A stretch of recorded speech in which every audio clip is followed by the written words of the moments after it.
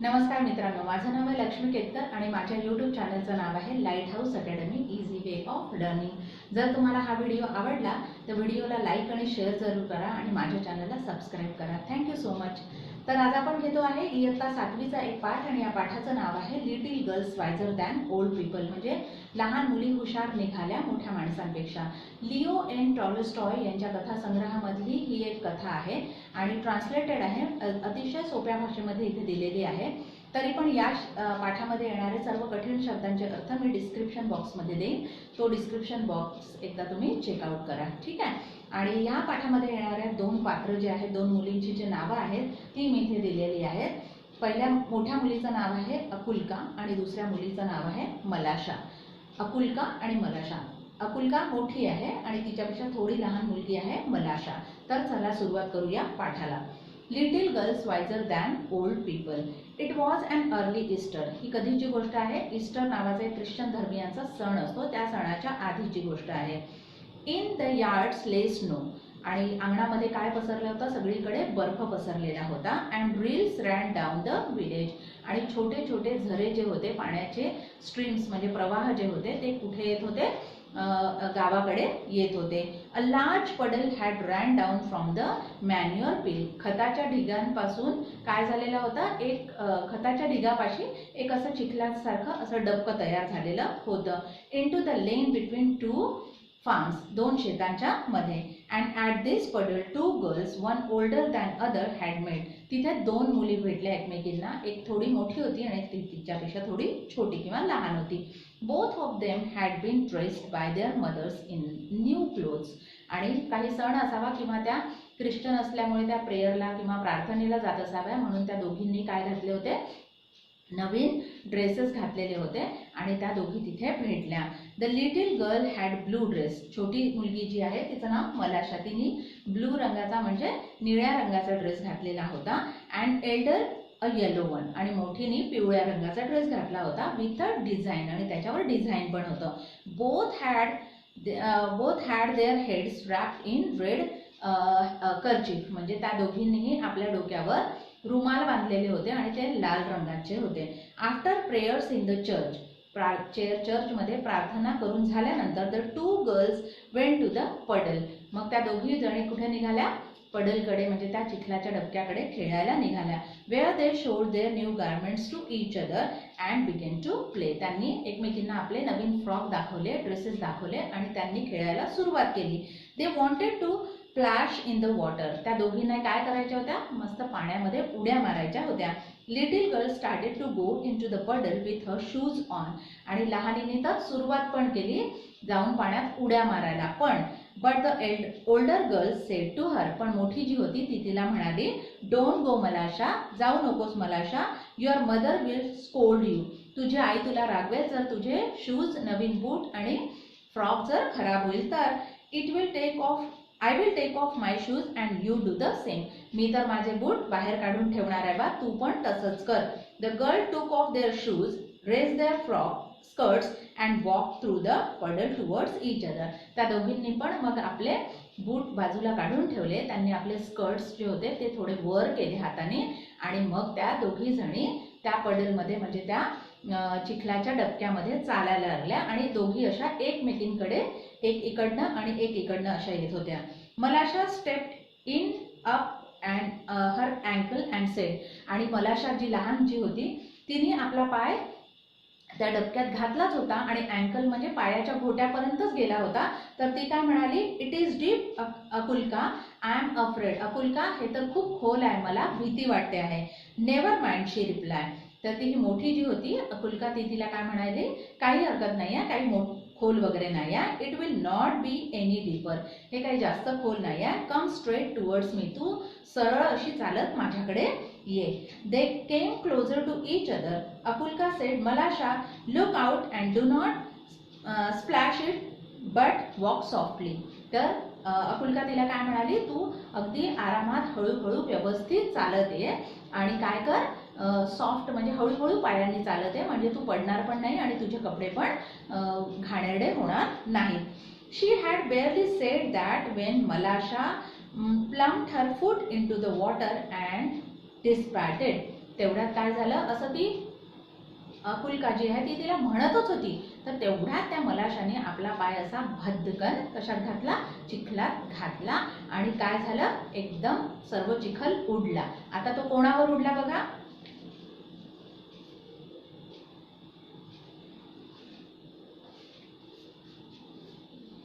अकुल्काज new dress and not only her dress but also her nose and eyes. तर हा अकुल्का ही जी मोठी मुलगी होती तिच्या फ्रॉकवर म्हणजे ड्रेसवर, स्कर्टवर पण सगळा चिखल उडला आणि तिच्या तोंडावर पण चिखल उडला. When Akulka saw the spots on her dress she grew angry at मलाशा. जेव्हा तिने आपल्या स्कर्टवर हा चिखल उडलेला आणि तोंडावर चिखल उडलेला बघितला, ती काय झाली, एकदम रागवली. कोणावर, मलाशावर. When Akulka saw the spots on her dress, she grew angry at Malasha and scolded her. आणि तिच्यावर जोरजोरात ओरडायला लागली. And ran after her. तिच्या मागे धावायला लागली. And wanted to strike her. आणि तिला मारण्यासाठी, तिला पकडण्यासाठी तिच्या मागे धावायला लागली. Malasha was frightened and seeing what trouble she had caused, jumped out of the puddle and ran home. तेवढ्यात त्या मलाशाला कळलं की आता मी जर हिच्या तावडीत सापडली तर ही मला चांगला चोप देईल किंवा मारेल, म्हणून तिने काय केलं, पटकन ती त्या चिखलातनं, पडलमधनं बाहेर निघाली आणि सरळ धावत कुठे चालली होती, आपल्या घरी.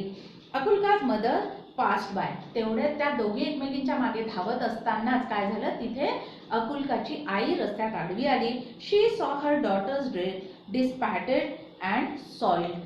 ती तेवढ्यात अकुल्काची आई रस्त्यात आडवी आली आणि अकुल्काच्या आईने बघितलं की अकुल्काचा ड्रेस काय झालेला आहे, खराब झालेला आहे आणि तिच्या तोंडावर पण चिखल उडलेला आहे आणि सगळी माती लागलेली आहे.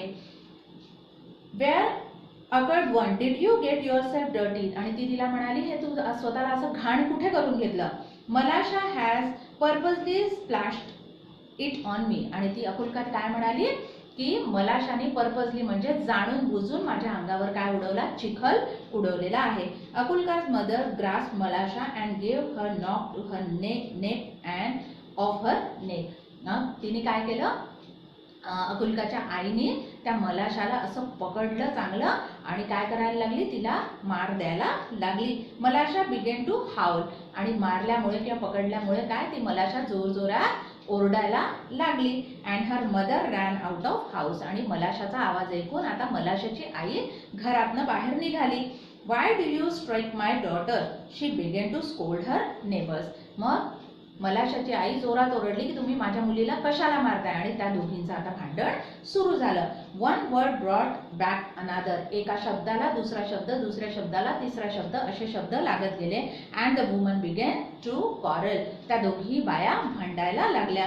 The man too ran out. मग त्या दोघींचं भांडण जोरात ऐकून कोण आले, गावातले आजूबाजूचे लोक पण आणि माणसं पण बाहेर आले. Too ran out and big crowd gathered in the street. रस्त्यावर खूप गर्दी जमा झाली जिथे ह्या मलाशा आणि अकुल्काच्या आया भांडत होत्या. All were crying and nobody could hear his neighbours. कोणी एकमेकांचं ऐकत नव्हतं, सगळेजण जोरजोरात बोलत होते. ते scold and cursed each other. ते काय बोलत होते, एकमेकांना जोरजोरात ओरडत होते आणि जसे काही एकमेकांना शिव्या शाप देत होते. वन मॅन गेव अनादर मॅन अ पुश. नंतर थोड्या वेळानंतर तर एका माणसाने दुसऱ्या माणसाला काय दिला, धक्का दिला. And fight had begun. आणि मग तिथे मारामारी पण सुरू झाली. When Akulka's grandmother come out. मग तेवढ्यात ही मोठी जी मुलगी अकुल्का होती तिची आजी बाहेर आली.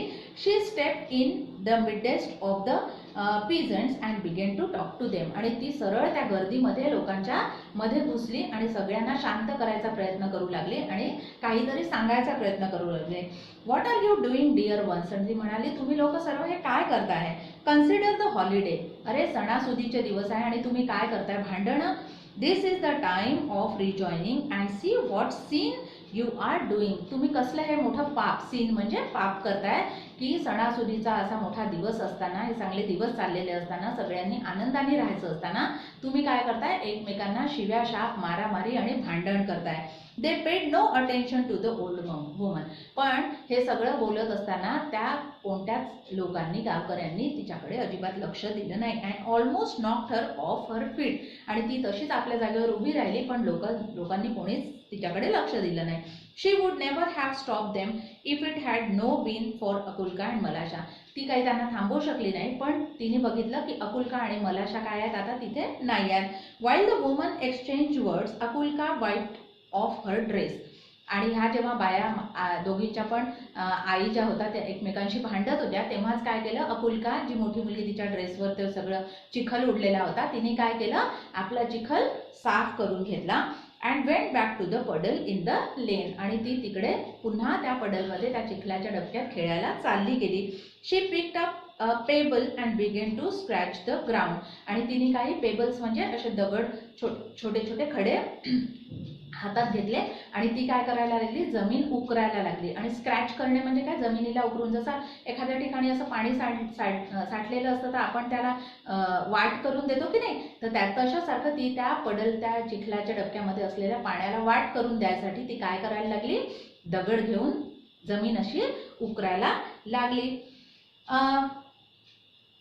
Pebble and began to scratch the ground so as let water off into the street. आणि ते मग सरळ त्या पडलमधलं त्या डबक्यामधलं सरळ पाणी कुठे आलं, रस्त्याकडे आलं. While she was scratching, Malasha came up and began to help her.